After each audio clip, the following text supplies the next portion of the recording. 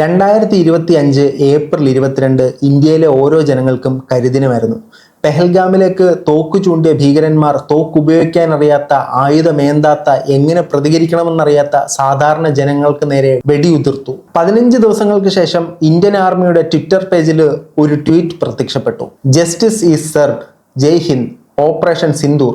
ഇന്ത്യയിലേക്ക് കടന്നു വന്ന് 26ഓളം പേരെ വധിച്ച ഭീകരന്മാർ ചോദിച്ച ചോദ്യം, നീ ഹിന്ദുവോ മുസ്ലിമോ? ഹിന്ദു എന്ന് പറയുന്നവന്റെ നെറ്റിയിലേക്ക് നിറയൊഴിച്ചു. നിരവധി സ്ത്രീകൾക്ക് അവരുടെ സിന്ദൂരം മായ്ക്കേണ്ടതായി വന്നു.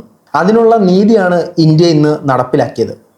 ഇന്ത്യ തിരിച്ചാക്രമിച്ചത് പാകിസ്ഥാനിലെ സാധാരണ ജനങ്ങളെയല്ല, പാകിസ്ഥാനിലെ പട്ടാളക്കാരെയല്ല, അവിടെ ആയുധമേന്താത്ത പാവങ്ങളെയല്ല, അവിടെ തീവ്രവാദത്തെ വളർത്തുന്ന, ഇന്ത്യക്കെതിരെ തീവ്രവാദം അഴിച്ചുവിടുന്ന തീവ്രവാദികൾക്ക് ട്രെയിനിങ് നടത്തുന്ന 9ഓളം ട്രെയിനിങ് സെന്ററുകളെയാണ്.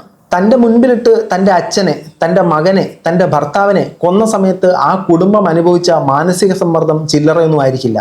അവരുടെ വിഷമത്തിൽ പങ്കുചേരാനേ നമുക്ക് സാധിക്കൂ, ഒരിക്കലും അതിന് ഒരു പരിഹാരം കൊടുക്കാനായിട്ട് നമുക്ക് സാധിക്കില്ല. പക്ഷേ ഇന്ന് ഈ ദിനം ഇന്ത്യയിലെ ഓരോ ജനങ്ങളും എഴുന്നേറ്റത് കേൾക്കാൻ ആഗ്രഹിച്ച വാർത്തകളുമായിട്ടാണ്. ആ കുടുംബത്തിൽ തൻ്റെ കുടുംബത്തിലെ അച്ഛനെ, തൻ്റെ കുടുംബത്തിലെ മകനെ, തൻ്റെ കുടുംബത്തിലെ തൻ്റെ ഭർത്താവിനെ വധിച്ചവരുടെ മുട്ടുവിറപ്പിച്ചിരിക്കുകയാണ് ഇന്ത്യ എന്ന മഹാരാജ്യം. ഈ സമയത്ത് ഒരു ഇന്ത്യൻ എന്ന നിലയിൽ ഞാൻ അഭിമാനം കൊള്ളുന്നു. നിങ്ങളും അഭിമാനം കൊള്ളുന്നെങ്കിൽ ഇന്ത്യൻ എന്ന് കമൻറ്റ് ചെയ്യുക. ജയ് ഹിന്ദ്.